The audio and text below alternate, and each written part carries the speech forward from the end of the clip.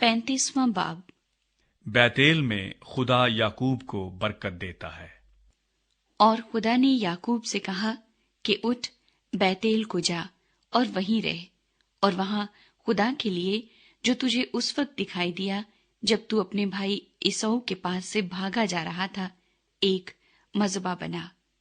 तब याकूब ने अपने घराने और अपने सब साथियों से कहा कि बेगाने देवताओं को जो तुम्हारे दरमियान है दूर करो, और तहारत करके अपने कपड़े बदल डालो, और आओ हम रवाना हों और बैतेल को जाएं। वहां मैं खुदा के लिए, जिसने मेरी तंगी के दिन मेरी दुआ कबूल की और जिस राह में मैं चला मेरे साथ रहा, मज़बा बनाऊंगा। तब उन्होंने सब बेगाने देवताओं को जो उनके पास थे और मुंदरों को जो उनके कानों में थे याकूब को दे दिया, और याकूब ने उनको उस बलूत के दरख्त के नीचे जो सिकम के नजदीक था दबा दिया। और उन्होंने कूच किया, और उनके आसपास के शहरों पर ऐसा बड़ा खौफ छाया हुआ था कि उन्होंने याकूब के बेटों का पीछा न किया। और याकूब उन सब लोगों समेत जो उसके साथ थे लूज पहुंचा। बैतेल यही है और मुल्क कैनान में है। और उसने वहां मज़बा बनाया और उस मकाम का नाम तेल बैतेल रखा, क्योंकि जब वो अपने भाई के पास से भागा जा रहा था तो खुदा वहीं उस पर जाहिर हुआ था।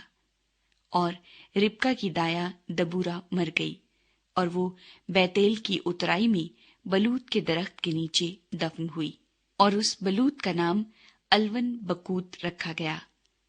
और याकूब के फदान आराम से आने के बाद खुदा उसे फिर दिखाई दिया और उसे बरकत बख्शी। और खुदा ने उसे कहा कि तेरा नाम याकूब है, तेरा नाम आगे को याकूब न कहलाएगा, बल्कि तेरा नाम इस्राएल होगा। सो उसने उसका नाम इस्राएल रखा। फिर खुदा ने उसे कहा कि मैं खुदाए कादरे मुतलिक हूं, तू बरोमंद हो और बहुत हो जा। तुझसे एक कौम बल्कि कौमों के जत्थे पैदा होंगे, और बादशाह तेरे सुल्ब से निकलेंगे। और ये मुल्क जो मैंने इब्राहिम और इसहाक को दिया है, सो तुझको दूंगा, और तेरे बाद तेरी नस्ल को भी यही मुल्क दूंगा।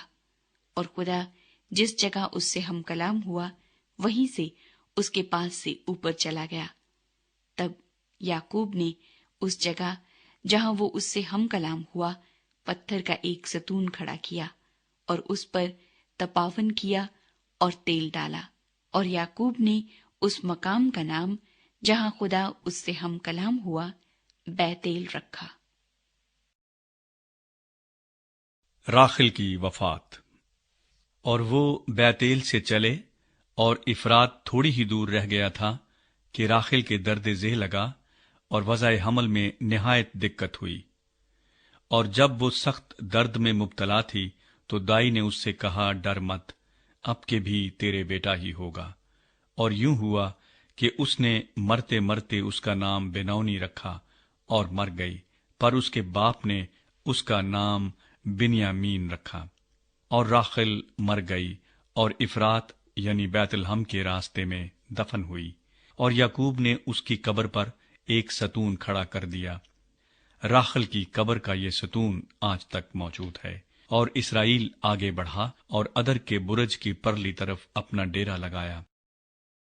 याकूब के बेटे। और इसराइल के उस मुल्क में रहते हुए यूं हुआ कि रोबिन ने जाकर अपने बाप की हरम बिल्हा से मुबाशरत की, और इसराइल को ये मालूम हो गया। उस वक्त याकूब के 12 बेटे थे। लिया के बेटे ये थे, रोबिन याकूब का पहलौठा, और शमऊन और लावी और यहूदा और अशकार और जुबुलून। और राखिल के बेटे यूसुफ और बिन्यामीन थे। और राखिल की लौंडी बिल्हा के बेटे दान और नफ्ताली थे। और लिया की लौंडी जिल्फा के बेटे जद और आशिर थे। ये सब याकूब के बेटे हैं जो फिदान आराम में पैदा हुए। इजहाक की वफात। और याकूब ममरे में जो करीत अरबा यानी हबरून है, जहां अब्राहम और इजहाक ने डेरा किया था, अपने बाप اسحاق کے پاس آیا، اور اسحاق 180 برس کا ہوا۔